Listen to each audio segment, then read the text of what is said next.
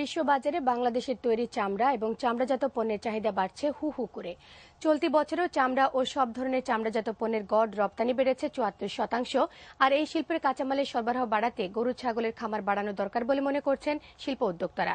খাতভিত্তিক রপ্তানি নিয়ে সুশান্ত সিনহার ধারাবাহিক রিপোর্টের পঞ্চম পর্বে আজ দেখুন চামড়া ও চামড়াজাত পণ্য রপ্তানির কথা। ছবি তুলেছেন পরিতোষ আদিত্য। বাংলাদেশ থেকে খুব বেশি গরু ছাগল ভেড়ার মাংস বিদেশে রপ্তানি হয় না, কিন্তু মাংসের মূল্যের চেয়ে প্রায় কয়েক গুণ বেশি দাম পাওয়া যায় এসব অবলা প্রাণীর চামড়া থেকে। টেকসই আর মজবুত হওয়ায় বিশ্বব্যাপী বাংলাদেশের চামড়ার ব্যবহার বাড়ছে।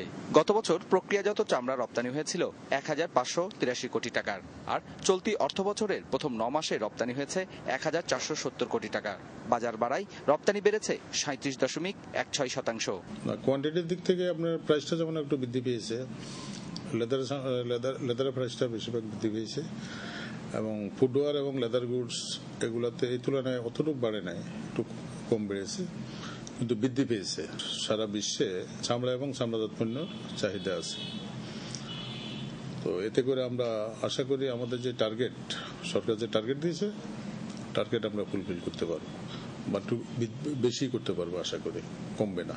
২০১০-১১ অর্থ বছরের মার্চ পর্যন্ত চামড়া রপ্তানির বাইরে চামড়ার ব্যাগ, উপহার সামগ্রী ও জ্যাকেট সহ বিভিন্ন পণ্য রপ্তানি হয়েছে ২৯৪ কোটি টাকার। রপ্তানি বেড়েছে ১৩৩%। আর একই সময়ে শুধু জুতা রপ্তানি হয়েছে ১,৫৫৪ কোটি টাকার। সব মিলিয়ে চামড়া ও চামড়াজাত পণ্যের এই ৭৪% রপ্তানি প্রবৃদ্ধি ধরে রাখতে পশুপালন বাড়ানোর উপর গুরুত্ব দেন ব্যবসায়ীরা। পণ্যের খুব ভালো সম্ভাবনা, দিন দিন বাড়তেছে, কমতেছে না, এখন ভালো।